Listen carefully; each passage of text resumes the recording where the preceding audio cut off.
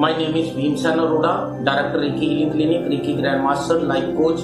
मैं आप सभी का ऑनलाइन वीडियो कोर्स में हार्दिक अभिनंदन करता हूं। रेकी दो शब्दों से बना है, रे मीन्स सर्वव्यापक, की मीन जीवन शक्ति। इंग्लिश में इसको बोलते हैं यूनिवर्सल लाइफ फोर्स। ये सच्चे ईश्वर की देन है, हम सभी के भीतर ऑलरेडी एग्जिस्ट करती है। मेरी उंगली पे ब्लेड का कट लगा, उसमें से खून निकलना शुरू हो गया। मैंने पट्टी बांधी, 5-4 मिनट में खून बंद हो गया। 2-3 दिन बाद जब मैंने पट्टी खोली तो वो जख्म ठीक हो चुका था। मलहम मैंने कोई लगाई नहीं थी, दवा मैंने कोई लगाई नहीं थी, फिर भी ये जख्म ठीक हुआ। तो ये हुआ कैसे? मेरे भीतर एक हीलिंग पावर है, इम्यूनिटी है, वाइटल फोर्स है, रेजिस्टेंस पावर है, बीमारियों के प्रति लड़ने की शक्ति है जो सच्चे ईश्वर ने मुझे दे के भेजा है। उसी हीलिंग पावर ने मेरे इस जख्म को अपने आप हील अप किया है। इसी हीलिंग पावर को हम लोगों ने एक्सीलरेट कर लिया, कई गुना बढ़ा लिया, जिससे मैं अपना छोटा सा जख्म ठीक कर लेता हूँ। बड़ा जख्म हो तो भी मैं ठीक कर लेता हूँ, अपना भी कर लेता हूँ, किसी और का भी कर लेता हूँ। अब मैंने एग्जाम्पल आपको जख्म की दी है। It means everything. Her physical, mental और इमोशनल प्रॉब्लम के प्रति लड़ने की शक्ति सच्चे ईश्वर ने हमें दे के भेजा है। उसी हीलिंग पावर को हम लोगों ने एक्सीलरेट किया है, जिससे हम लोग हर फिजिकल, मेंटल और इमोशनल प्रॉब्लम सॉल्व करने की कैपेसिटी में आ जाते। रेकी की शुरुआत डॉक्टर मिकाओ सुई ने जापान में की थी। जब मैं रेकी की बात करता हूँ, हमें सुनने में ऐसा लगता है कि ये रेकी कोई नाम है, रेकी विकी कोई नाम है, जिससे होता क्या है कि हमारे कोई इसके प्रति अच्छे भाव या बढ़िया भाव पैदा नहीं होते। जब भी मैं आपके साथ रेकी के बारे में बात करूं या रेकी शब्द का उपयोग करूं तो आपको समझ में आना चाहिए सर्वव्यापक जीवन शक्ति। हमें शब्दों का चुनाव अच्छे तरीके से करना चाहिए, क्योंकि शब्दों से ही भाव पैदा होते हैं और भाव से ही एनर्जी, शक्ति उत्पन्न होती है। मेरे जैसा एक हृष्ट पुष्ट इंसान मेडिटेशन के लिए, ध्यान क्रिया के लिए पहाड़ी की तरफ जा रहा था। उसको पहाड़ पे जाना था। उसने अपनी पीठ पे 5-4 किलो का वजन लादा हुआ है और वो पहाड़ी की तरफ जा रहा है। जैसे ही वो पहाड़ी चढ़ रहा था तो रास्ते में उसको थकावट महसूस हुई। उसके जो श्वास हैं वो फूलने लगे। जब उसको लगा कि मुझसे ये श्वास मेरे बहुत ज्यादा फूल रहे हैं और थकावट बहुत ज्यादा हो रही है, तो वो रास्ते में आराम करने के लिए एक पत्थर पे बैठ गया। जब वो पत्थर पे बैठा तो वो क्या देखता है कि नीचे से एक लड़की 9-10 वर्ष की 4-5 वर्ष के एक बच्चे को पीठ पे लादे हुए पहाड़ी के ऊपर चढ़ाई कर रही है और वो उसी की तरफ आ रही है। जैसे ही वो लड़की उसके पास आने लगी, उसके मन में विचार आया कि ये लड़की जो है वो थक गई होगी, इतना भार उठाए ये आ रही है, इसको बहुत ज्यादा थकावट हो गई होगी। इसलिए वो पत्थर से एक साइड खिसक गया और वो जगह बनाने लगा कि वो लड़की आएगी, उसको भी हो सकता है कि यहाँ पे आराम करना पड़े। इसलिए उसने उसके लिए जगह बनानी शुरू कर दी और वो खिसक के पत्थर के एक साइड पे बैठ गया। जैसे ही वो लड़की उसके पास आई, वो वेट कर रहा था कि ये लड़की आके जरूर यहाँ पे बैठ के आराम करेगी, परंतु लड़की बड़े आराम से उसके आगे से क्रॉस करके आगे की तरफ, पहाड़ी की तरफ जाने लगी। पहाड़ी के ऊपर ही गांव दिखाई दे रहा था। समझ में आ रहा था कि वो लड़की उस गांव की है, वो अपने गांव की तरफ जा रही है। जैसे वो लड़की क्रॉस करके आगे निकलने लगती है तो वो इंसान, व्यक्ति विशेष जाके उसको पूछता है कि ए बच्चे, तुम एक नन्ही सी जान हो, मैं एक हृष्ट पुष्ट इंसान हूँ, मेरे से ये 4-5 किलो का वजन उठाया नहीं जा रहा, मेरे श्वास फूल गए हैं, मुझे थकावट महसूस हो रही है और मुझे आराम करना पड़ रहा है। तुम एक नन्ही सी जान हो, इतना भार तुम अपनी पीठ पे लादे जा रही हो, क्या तुम्हें थकावट नहीं होती? क्या तुम्हारे श्वास नहीं फूलते? तो वो लड़की का जवाब था, ये भार आपके लिए होगा, मेरे लिए तो ये मेरा प्यार है, मेरा छोटा भाई है। ये सब शब्दों का चुनाव ही तो है। तो उस इंसान को भार समझ में आ रहा था, वो लड़की को वो प्यार समझ में आ रहा था। जैसे ही उसके अपने भाई के प्रति प्यार उत्पन्न हुआ तो उसके जो भाव थे, जो उसकी एनर्जी है वो उत्पन्न हो गई, शक्ति उत्पन्न हो गई। वो उसको भार नहीं समझ में आ रहा था, उसको ऐसे लग रहा था जैसे उसने कुछ भी नहीं उठा रखा और वो बड़े आराम से पहाड़ी की तरफ निकल गई। शब्दों से ही हमारे भीतर भाव पैदा होते हैं और भाव से ही शक्ति उत्पन्न होती है। इसलिए हमें अपनी जिंदगी में शब्दों का चुनाव हमेशा अच्छे तरीके से करना चाहिए। जब हम लोग शब्दों का चुनाव अच्छे तरीके से कर लेते हैं तो ये जो हमारे भार हैं, जो जिंदगी के वजन हैं, ये हमें प्यार समझ में आने शुरू हो जाते हैं और हम लोग भार रहित हो जाते हैं और अपनी जिंदगी को बहुत अच्छे तरीके से जी सकते हैं, बहुत अच्छे तरीके से सेलिब्रेट कर सकते हैं। जब भी मैं आपके साथ बात करूं रेकी, तो आपको समझ में आना चाहिए, आपके दिमाग में सिर्फ एक ही बात आनी चाहिए, सर्वव्यापी जीवन शक्ति। जब भी मैं रेकी की बात करूंगा मैं इसकी ही बात कर रहा हूं और आपको भी यही समझ में आना चाहिए। एक शब्द हमें और सुनने को मिलता है कि जब भी कोई आतंकवादी हमला कहीं पे भी होता है तो हमें न्यूज़पेपर में या टीवी पे ये न्यूज सुनने को मिलती है कि आतंकवादियों ने इस जगह की रेकी पहले से ही कर रखी थी। ये शब्द हमें आमतौर पे सुनने को मिलता है। ये जो शब्द हमें सुनने को मिलता है ये अमेरिकन भाषा का शब्द है, जिसका इसके स्पेलिंग है RECCE, जिसका इंग्लिश में मतलब है सर्च करना, हिंदी में भाल करना या सू लेना। ये रेकी शब्द अलग है। जो रेकी जिसकी बात मैं कर रहा हूँ REIKI, इट मीन्स सर्वव्यापी जीवन शक्ति, यूनिवर्सल लाइफ फोर्स। रेकी में कोई भी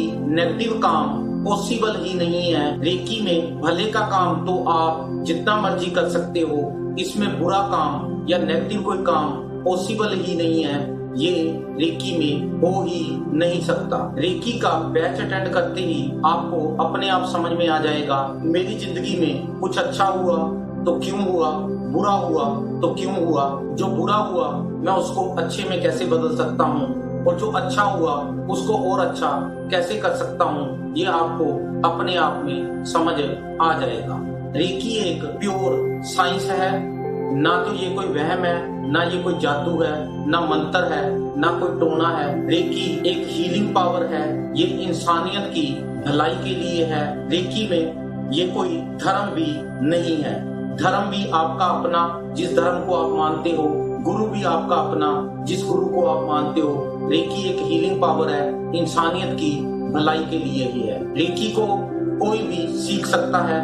12 वर्ष से ऊपर की उम्र का कोई भी इंसान है, कोई भी बच्चा है, इसको सीख सकता है। सिर्फ आपके भीतर समझने की शक्ति होनी चाहिए।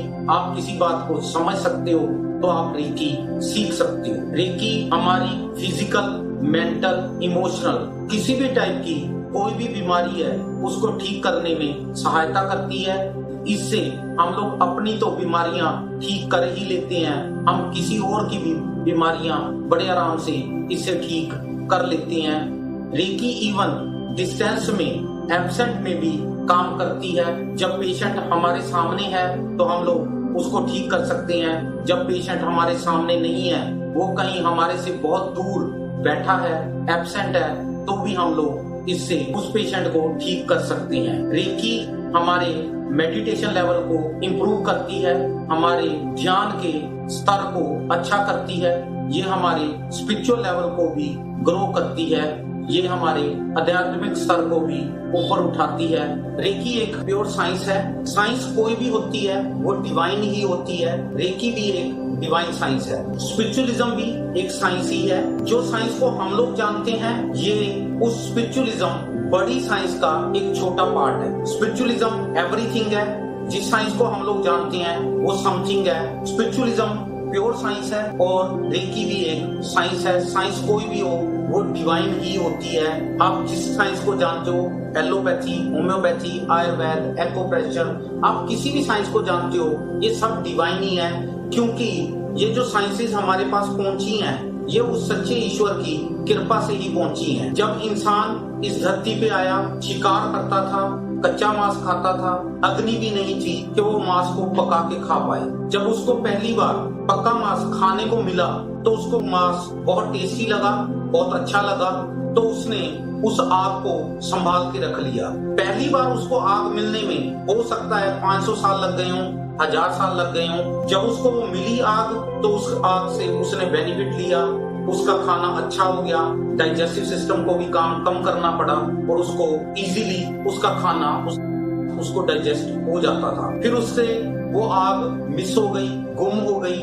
दोबारा उसको वही आग मिलने में, क्योंकि वो आग उसको किसी इंस्ट्रूमेंट से तो मिली नहीं थी, नेचुरल लेवल पे आसमानी बिजली कड़की थी जिससे वो आग उसको प्राप्त हुई थी।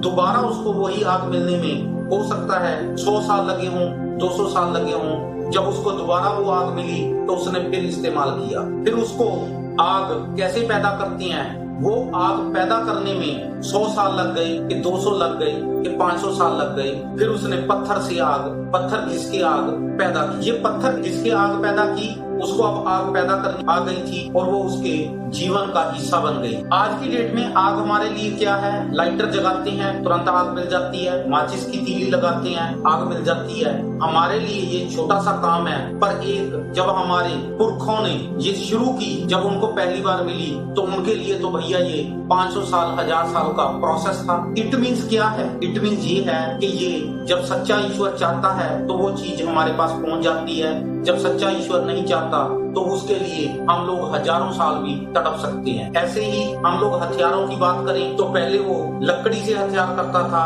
उसको लोहा मिलने में समय मिल गया। आज तो भैया मिसाइल है, गोलियां हैं, बंदूकें हैं, रिवॉल्वर हैं, हम किसी भी टाइप का कुछ भी शिकार कर लेते हैं। हथियारों के नाम पे हमारे पास बहुत कुछ, ये सब कुछ जितनी भी दुनिया में इन्वेंशंस हुई हैं, ये सब की सब एक्सीडेंटली हुई हैं। एक्सीडेंटली इन द सेंस कि जब वो भगवान चाहता है तो उसको वो चीज मिल जाती है। अगर हम लोग कहें कि हमारी एफर्ट्स का कमाल है, हमने ये चीज बना दी है, हमने कोई इन्वेंट कर दी है, ऐसा नहीं होता। ये भगवान की, उस सच्चे ईश्वर की इच्छा से होता है। पेनिसिलिन जैसी लाइफ सेविंग ड्रग ये भी एक्सीडेंटली इन्वेंट हुई है। साइंस, जब भी आप किसी साइंस के बारे में बात करो, ये साइंस डिवाइन ही होती है। हमारे हिंदुओं में, हिंदुस्तान में हम लोग हर देवता की पूजा करते हैं। हमें मजाक उड़ाया जाता है कि हिंदुओं के तो 33 करोड़ देवते हैं। नहीं भैया, हमारे 33 करोड़ देवते नहीं हैं। हमने इस साइंस को, हमारे पुरखों ने, हमारे जो बुजुर्ग थे, उन्होंने साइंस को डिवाइन माना था। इसीलिए हम लोग, जो मिस्त्री लोग होते हैं, क्राफ्टमैन होते हैं, वो अपने इंस्ट्रूमेंट्स की भी पूजा करते हैं। वो भगवान विश्वकर्मा की पूजा करते हैं। ऐसे ही जो पढ़ाते हैं वो पढ़ाई के काम में है, टीचर हैं, अध्यापक हैं, वो लोग सरस्वती माँ की वंदना करते हैं। ऐसे ही जो बिजनेसमैन है वो गणेश जी की पूजा करता है। जब पैसे की बात आती है तो हम लोग लक्ष्मी माता की पूजा करते हैं। ये हम लोग साइंस को डिवाइन मानते हैं, इसीलिए हम लोग इन सभी साइंसेस की पूजा करते हैं। तो साइंस, रेकी भी एक प्योर साइंस है, ये एक डिवाइन साइंस है। ये कोई जादू, मंत्र, टोना या धर्म नहीं है, ये एक साइंस है। Systematic study of any subject is called science. जब हम लोग किसी भी चीज की, किसी भी विषय की सिस्टमेटिक स्टडी करते हैं तभी वो साइंस कहलाती है। रेकी भी एक प्योर साइंस है, ये एक डिवाइन साइंस है। Reiki power of subconscious mind है, एक्टिवेशन ऑफ सबकॉन्शियस माइंड है। हमारा जो अवचेतन मन है, ये इसमें अबंडेंस में शक्ति है। इसमें बहुत ही ज्यादा, अधिक मात्रा में बहुत ज्यादा शक्तियां हैं। एक समय में वैज्ञानिक एक जहर को खोज रहे थे। उन्होंने जहर एक तैयार कर लिया जो इतना शक्तिशाली जहर था कि उसकी सुई अगर किसी को चुभोई जाए तो उस इंसान की सेकंड्स में ही मौत हो सकती थी। इस जहर के एक्सपेरिमेंट के लिए उनको एक इंसान की जरूरत थी। उसी समय में एक इंसान को, एक अपराधी को, एक क्रिमिनल को जज ने मौत की सजा सुनाई और वैज्ञानिकों को अपने एक्सपेरिमेंट के लिए इंसान की जरूरत थी। तो उन्होंने जज से उस अपराधी की डिमांड की कि हमें यह अपराधी दिया जाए कि हम लोग अपने जहर का एक्सपेरिमेंट इस पे कर लें और इसको मौत आ जाए। तो जज ने उनको ये एक्सपेरिमेंट करने के लिए इजाजत दे दी। जिस दिन उस अपराधी की मौत का दिन मुकर्रर था, उस दिन वैज्ञानिक जेल में पहुंच गए और उस अपराधी के पास पहुंच के वो उस अपराधी को बताते हैं कि हम लोग आपको एक जहर में डूबी हुई सुई लगाएंगे। ये जो है जहर बहुत ही शक्तिशाली जहर है, ये दुनिया का सबसे शक्तिशाली जहर है। इसकी सुई लगाते ही आपकी तुरंत मौत हो जाएगी, सेकंड्स में ही मौत हो जाएगी। उन्होंने उस अपराधी को सुई चुभोई, परंतु वो सुई जो थी वो जहर में डूबी हुई नहीं थी। वो एक साधारण सी ही सुई थी जो उन्होंने उस अपराधी को चुभोई। हैरानी की बात है कि सेकंड्स में ही उस अपराधी की डेथ हो गई और जब उसकी बॉडी का पोस्टमार्टम किया गया तो उसकी बॉडी में से उस जहर के अंश भी मिले। ये सारा जो कमाल है ये हमारे सबकॉन्शियस माइंड का है, हमारे अवचेतन मन का है। ये सोच से ही जहर को उत्पन्न कर लिया, अपने भीतर पैदा कर लिया। अगर सोच से ये सबकॉन्शियस माइंड जहर को पैदा कर सकता है तो जो जहर हमारी जिंदगी में है, दुख है, तकलीफें हैं, गरीबी है, दरिद्रता है, जो हम लोग अपनी जिंदगी को नरक मान रहे हैं, इस जहर को ये सोच से अमृत में भी तो बदल सकता है। ये जिंदगी को सुखी, समृद्ध, संपन्न बना सकता है। हमारा ये जो सबकॉन्शियस माइंड है, अवचेतन मन है, ये बहुत ही शक्तिशाली है। ये हमारी जिंदगी के हर फील्ड में, हर क्षेत्र में भरपूर सहायता कर सकता है। ये हमारे भले ही हमारी जॉब हो, बिजनेस हो या हमारी जीवन के कुछ उद्देश्य हो, गोल हो, ये उसको अचीव करने में हमारी भरपूर सहायता कर सकता है। जो आम इंसान अपनी जिंदगी में 10 वर्ष में करता है, वो रेकी सीखने के बाद हम लोग 1 वर्ष में भी ले सकते हैं। अपने गोल को, अपने उद्देश्य को बहुत ही तेजी से, बहुत ही स्पीड से प्राप्त